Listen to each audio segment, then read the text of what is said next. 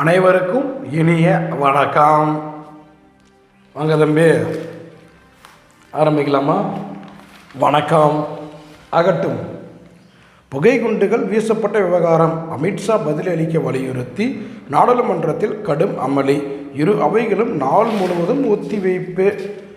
மான நஷ்ட வழக்கு சாட்சியம் அளிக்க எடப்பாடி பழனிசாமி ஆஜராக வேண்டும். சென்னை ஐகோர்ட் அறிவுறுத்தல். புதிய போர்க்கால கடன் திட்டம் சிறுதொழில் செய்வோருக்கு 1.32 கோடி கடன் உதவி முதலமைச்சர் மு.க. ஸ்டாலின் தொடங்கி வைத்தார். காசி தமிழ் சங்கம் நிகழ்ச்சியில் பங்கேற்க சிறப்பு ரயிலில் 216 பேர் வாரணாசிக்கு பயணம். Governor R. N.. ரவி வழியனுப்பி வைத்தார். நம்பியூர் அருகே தோட்டத்தில் அமைந்திருந்த மின்வேலியில் சிக்கி விவசாயி பலி. புல்லருக்கு சென்ற போது பரிதாபம். புயல் வெள்ளத்தால் பாதிக்கப்பட்ட மக்களுக்கு நிவாரண தொகையை ரொக்கமாக வழங்கலாம். ஐகோர்ட் உத்தரவு. மாவட்ட நீதிபதியால் பாலியல் தொல்லை, தற்கொலை செய்து கொள்ள பெண் நீதிபதி விருப்பம். சுப்ரீம் கோர்ட் தலைமை நீதிபதிக்கு கடிதம் அனுப்பினார். ராஜஸ்தான் முதல் மந்திரியாக பஜன்லால் சர்மா பதவியேற்பு. பிரதமர் மோடி, அமித்ஷா நேரில் வாழ்த்து. தஞ்சையில் பயங்கரம். பால் கடை உரிமையாளரை வெட்டி கொன்ற முன்னாள் வங்கி ஊழியர் விபத்தில் பலி. மனைவி வாலிபரையும் வெட்டி சாய்த்தார். 20 லட்சத்துடன் கைதான அமலாக்கத்துறை அதிகாரி அங்கித் திவாரி வழக்கை விசாரிக்க லஞ்ச ஒழிப்பு போலீசாருக்கு அதிகாரம் உள்ளது. மதுரை ஐகோர்ட்டில் தமிழக அரசு பரபரப்பு வாதம்.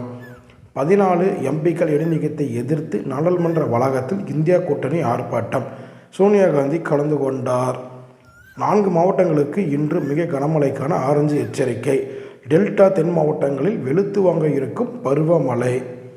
நாடாளுமன்றத்தில் அத்துமீறல் சம்பவம். கைதான முக்கிய குற்றவாளிகளுக்கு 7 நாள் போலீஸ் காவல்.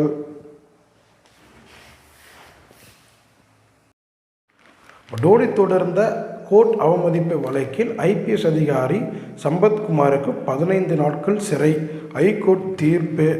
உணவுக் குழாயில் அடைப்பு ஏற்பட்டு உயிருக்கு போராடிய பச்சிளம் குழந்தைக்கு சிகிச்சை அளித்து காப்பாற்றிய ஈரோடு டாக்டர்கள். ஆசனூர் அருகே வனச்சாலையில் வாகனங்களை வழிமறித்த காட்டு யானையால் பரபரப்பு. கனி மார்க்கெட்டில் ஏற்கனவே வியாபாரம் செய்து வரும் 113 பேருக்கு புதிய வணிக வளாகத்தில் கடை ஒதுக்கீடு. மாநகராட்சி கூட்டத்தில் இருந்து அதிமுக கவுன்சிலர்கள் வெளிநடப்பு. ரோஹித் சர்மாவுக்கு பதிலாக மும்பை இந்தியன்ஸ் அணியின் புதிய கேப்டனாக ரித்திக் பாண்டியா நியமனம். வாசாந்தி வன்கொடுமை வழக்கின் மேல்முறையீடு. சிபிஐக்கு சுப்ரீம் கோர்ட் நோட்டீஸ். அதிமுக அலுவலகம் சூறையிடப்பட்ட வழக்கு முறையாக விசாரிக்கப்படுகிறது. ஐகோர்ட்டில் போலீசார் விளக்கம். சென்னை விமான நிலையத்தில் 12 கோடி போதை மாத்திரைகள் பறிமுதல். சபரிமலையில் 28 நாட்களில் 17.5 லட்சம் பேர் தரிசனம்.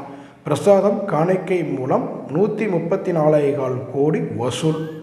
கோர்ட்டுகளில் 5 கோடி வழக்குகள் நிலுவை. மக்களவையில் மத்திய சட்ட மந்திரி தகவல். உயிருக்கு போராடியவரை ஆஸ்பத்திரியில் சேர்க்க நீதிபதி காரை எடுத்து சென்ற 2 பேருக்கு ஜாமீன் மறுப்பு. மது போதையில் சுயநிலவை இழந்த போது கம்ப்யூட்டர் பெண் என்ஜினியர் கூட்டு பலாத்காரம். போலீஸ் தீவிர விசாரணை. உத்தரப்பிரதேச கோர்ட் தீர்ப்பு. சிறுமி கற்பழிப்பு வழக்கில் பாஜக எம்எல்ஏவுக்கு 25 ஆண்டு சிறை. தகுதி நீக்கம் செய்யப்படுகிறார். ஓகே தம்பி, சரி நாளை பார்ப்போமா?